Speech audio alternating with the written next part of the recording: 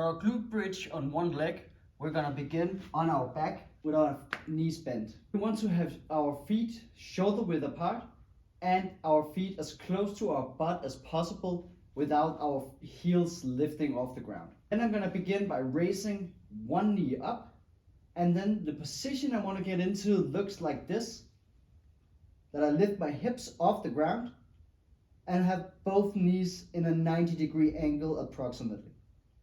But it's not only that easy, because when I just lift off, this position can actually be relatively easy to hold.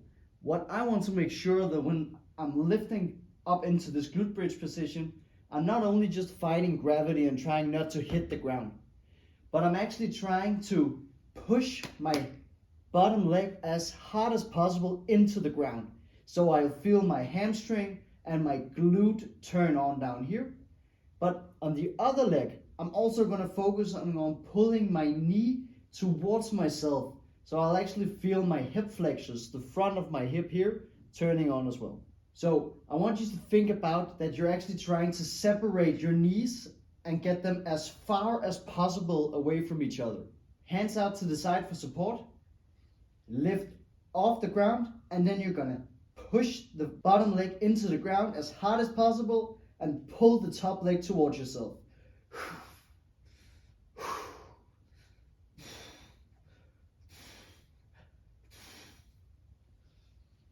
If you're doing this right, you want to make sure that if you hold the top position for 5 seconds, 10 seconds, that it feels like a minute.